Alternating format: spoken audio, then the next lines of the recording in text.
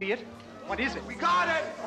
Hey Ghost Heads, it's Heidi from Channeling Spirits, and today we're going to investigate how exactly the Ghostbusters rank and classify their pesky poltergeists.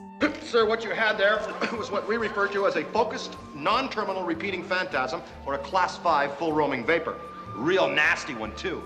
This passing line has been expanded in novelizations, role-playing games, television shows, video games, and comic books. It has become a whole system of classification that ranks the spectral potency of the ectoplasmic manifestations. While the films only mention the Sedgwick Slimer as a Class 5, Ghostbusters, the Supernatural Spectacular by Richard Mueller goes into much greater detail. Published a year after the film's first release, the novel expands on a passing scene with Janine during the first montage after their first successful bust. Is it just a mist that doesn't have arms and legs? In the book, she then consults a chart Ray made and believes it to be a Class 2 anchored proximity phantasm. The book also includes an original exchange where Peter gets a call from Bill Hibbler, a reporter at the National Reporter, who had run a piece revealing Venkman's past as a carnival barker. Unbeknownst to Hibbler, Peter released what he referred to as a Class 9 autonomous roaring disruptor in their editorial offices. It jammed typewriters, exposed film, set fires in wastebaskets, overflowed toilets, popped light bulbs, and sang obscene ditties through the phones. After the containment unit is shut down, a Class 4 free repeating Geist rampaged through the Avenue of the Americas, bursting streetlights. The novel also elaborates on the zombie taxi driver, describing him as a palpable reconstructor type 3, who has been dead for 15 years. When Ghostbusters, a frightfully cheerful role-playing game, was released in 1986, the standard of classifying entities from 1 to 7 was created. It also contained the first definitions of each classification. It was Ghostbusters, the video game, which finally made the class system canon and followed the format set about by the role-playing game. But how exactly do the Ghostbusters classify ectoplasmic entities? Well, Class 1s are undeveloped forms, insubstantial and difficult to see. So Janine inquiring whether it was just a mist or had arms or legs is exactly what distinguishes a Class 1 from a Class 2. Spectral lights, voices, sounds, and ectoplasmic vapors are all weak manifestations which are considered Class 1s. Ghostbusters, the video game, catalogs environmental materializations like ectoplasmic residue and cyclomagnethoric slime. Psycho what? Psychomagnetheric. In that category. Egon, your mucus. Invisible forces acting on corporeal objects like the Auriforce disturbance, kitchen flyers, and book bats also fit within this group. Class 2s are vague, inconsistent, or incomplete materializations, such as floating sheets, ghostly hands, or animated lips. Class 2s also have greater manipulation of the objects they are possessing, but are limited in the size which they can control, such as the candelabrum crawlers or the mink coat attack. A significant amount of environmental manifestation can also result in a Class 2, like the psychomagnethoretic slime fiend that attacked Dana and Oscar. Who names their baby Oscar? Named after a hot dog, you poor man. Class 3s have a distinct human form and personality, but their former identity is not established. If there is a significant amount of psychokinetic energy to allow for an identity to appear, then they are ranked as Class 4s.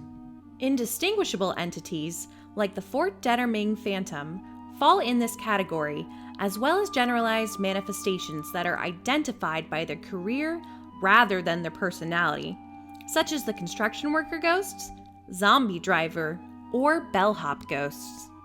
As mentioned, Class 3s also have greater ability to possess items and even humans. Statues can also be possessed, though their size may require a significant amount of psychokinetic energy.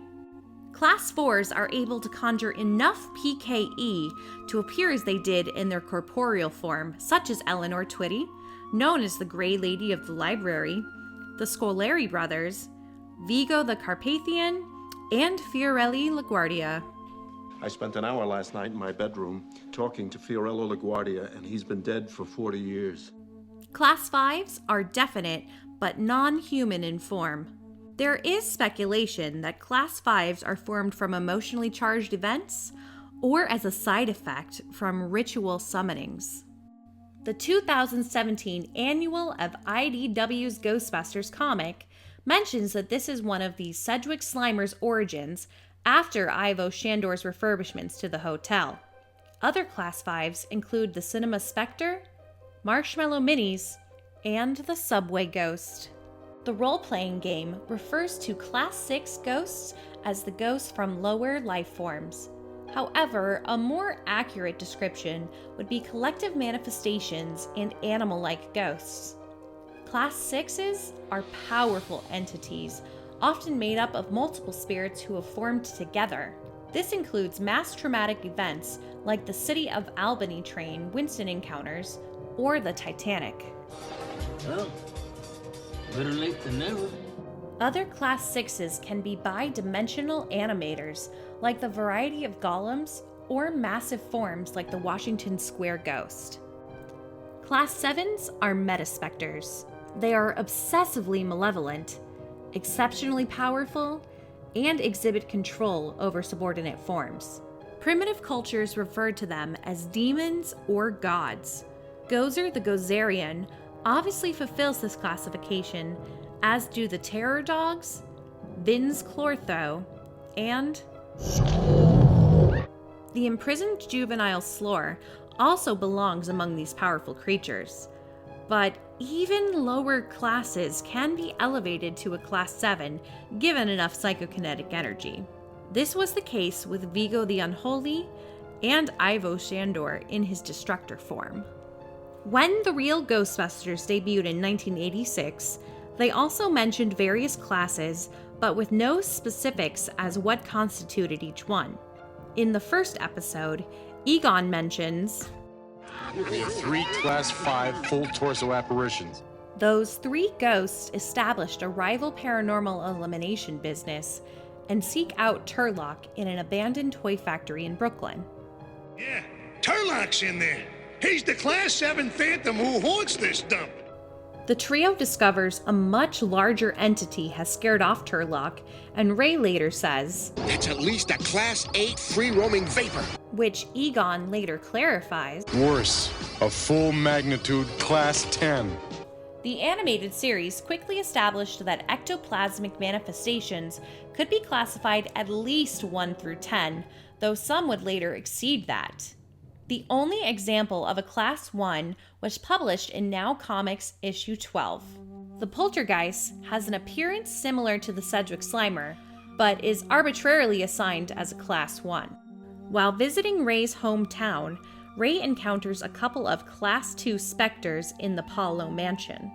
Class 2 mini-wraiths, regular scaredy spooks. And other Class 2s are mentioned throughout the series, but with no justification. I wouldn't rule out a Class 2 area aberration. And the Class 2 in Mrs. Fiorino's linguine. And Class 3s?